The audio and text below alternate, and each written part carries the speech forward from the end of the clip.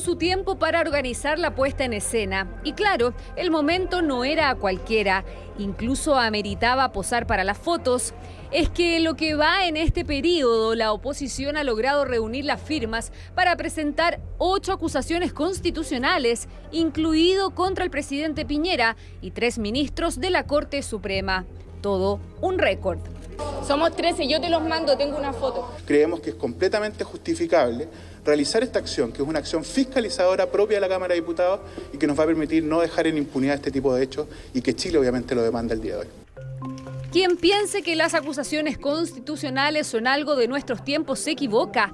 En blanco y negro y durante los gobiernos de Frei Montalva y Salvador Allende se presentaron 27 bajo la Constitución del 25. Ya en democracia, desde 1991, suman 35. Algunas de las más polémicas, la impulsada contra el entonces senador vitalicio Augusto Pinochet, la que fue rechazada.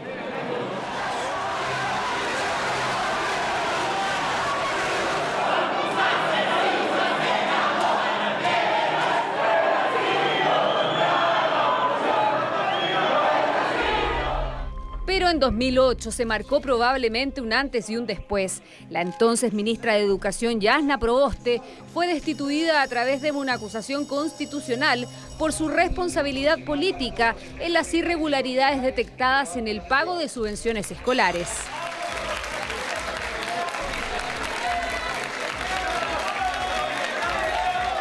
El presidente de Renovación Nacional, cuando empezó esto, era la acusación constitucional que andaba buscando. Si ese es su criterio, bueno, que se tengan las consecuencias. Yo creo que los ministros se están pasando películas. Francamente, nadie está pensando en llevar adelante el famoso golpe blanco. Llegué a la más clara convicción que es insostenible respaldar los argumentos de la defensa. Mismo destino tuvo el también ministro de Educación Harald Beyer en 2013, bajo la primera administración de Piñera. Hoy he sido destituido por el Senado. Ha primado la peor cara de la política. La suma sigue, ahora con cambio otra vez de gobierno. Javiera Blanco y Carmen Castillo en Michelle Bachelet II. Ambas acusaciones quedaron en el camino. Esto no pasa a ser más allá que un juguete de política contingente, lo cual de alguna manera rebaja el instrumento. El oficialismo acusa chantaje, pirotecnia, gustitos, aunque desde sus filas también se impulsó una acusación constitucional contra la ministra de la Corte de Apelaciones, Silvana Donoso, por el caso de Ámbar Cornejo. Yo siempre he pensado que en este tipo de materia hay que ser muy cuidadosos porque si se mal usa o se abusa en extremo o para cualquier cosa, se pierde el sentido más profundo, que es el de fiscalizar y cuestionar al Ejecutivo cuando ha incurrido alguno de sus personeros en notable abandono de deberes. La acusación constitucional es un derecho que tiene por finalidad responder a determinados incumplimientos. Como todos los derechos, hay que usarlo con sentido común. Y aquí lo que se está haciendo es abusando de un derecho. Cuando uno abusa de un derecho, lo desprestigia.